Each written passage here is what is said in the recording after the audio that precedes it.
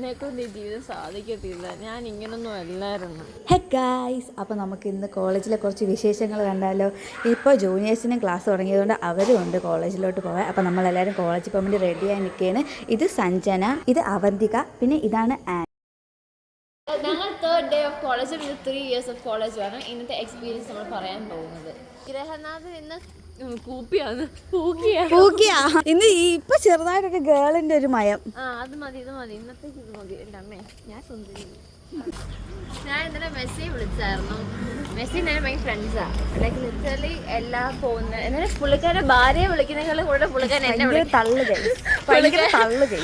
എന്നെ വിളിക്കാറുണ്ട്. എന്നോട് ഇങ്ങനെ കുറെ സങ്കടമൊക്കെ പറയും. ഞാൻ ഇന്നലെ എന്താ കുറെ കേട്ടായിരുന്നു. പക്ഷെ ഭയങ്കര സന്തോഷമാണ് അറിഞ്ഞു ജയിച്ചാൽ. പുള്ളിക്കാരന്മാരെ ഞാൻ വിചാരിച്ചാനെ പോകും തോറ്റു എന്നൊക്കെ. പക്ഷേ ഇല്ല, ഇംഗ്ലീഷിലാണ് സംസാരിക്കാറ്. പുള്ളിക്കാരന് മലയാളം അറിയത്തില്ല, അതുകൊണ്ട് ഞങ്ങളങ്ങനെ സംസാരിക്കാറൊക്കെ ഭയങ്കര കമ്പനിയാണ്. ഞാനാ പറഞ്ഞത് ഗോൾ അടിക്കണം, നീ അടിച്ചില്ല. ഞങ്ങൾ ഡാഡി ബന്ധമാണ് മെസ്സിയുമായിട്ട്. എടാ പോടാ ബന്ധം. ആ ബന്ധമൊക്കെ ഞങ്ങൾ ഇന്ന് പ്രാക്ടീസ് ഉണ്ടെന്ന് പറയുന്നത് കേട്ടോ, അതുകൊണ്ട് വിളിക്കാൻ പറ്റത്തില്ല. എനിക്ക് പോവണ്ട ഇന്ന് കോളേജിൽ. അങ്ങനെ നമ്മൾ ബസ് സ്റ്റോപ്പിൽ വന്നിട്ടുണ്ട്. ഇവിടെയാണ് നമ്മൾ ബസ് വരുന്നത്. Guys, duplicate Ishani Krishna. Guys, എല്ലാവരും പറയുന്നു ഇവളെ കാണാൻ ഇഷാനി കൃഷ്ണയെ പോലെ ഉണ്ടെന്ന്. നിങ്ങൾക്ക് അങ്ങനെ തോന്നിയോ? തോന്നിയെങ്കിൽ ഒന്ന് കമൻറ്റ് ചെയ്യണേ. ഇഷാനി കൃഷ്ണയാണോ?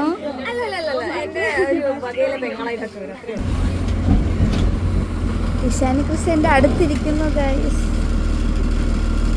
അങ്ങനെ നമ്മളെ കോളേജിൽ എത്തിയിട്ടുണ്ട്. ഇവരൊക്കെ വേറെ ഡിപ്പാർട്ട്മെൻറ്റാണ്, അതുകൊണ്ട് അവർ നമ്മളടുത്ത് ബായ് പറഞ്ഞ് പോയി ഗൈസ്. അപ്പം ഞാനും എൻ്റെ മലപ്പുറം കുട്ടിയാണ് ഒരു ഡിപ്പാർട്ട്മെൻറ്റിലുള്ളത്. ഞങ്ങളാണ് ശരിക്കും ജൂനിയറും സീനിയറും.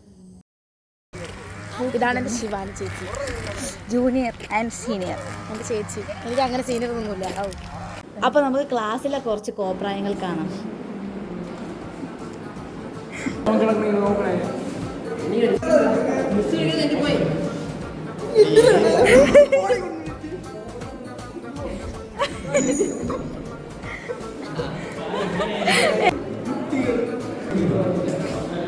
സുന്ദരിയായ കൊച്ചാണിത്.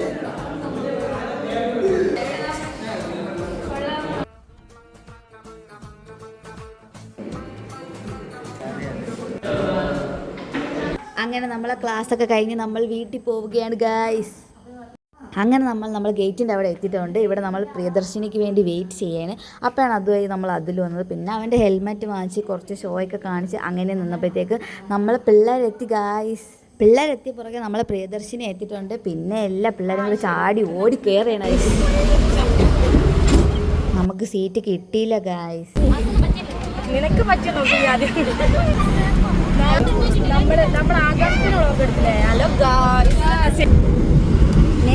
ഇനി നമുക്ക് അന്നയുടെ കുറച്ച് കുൽസിത പരിപാടികൾ.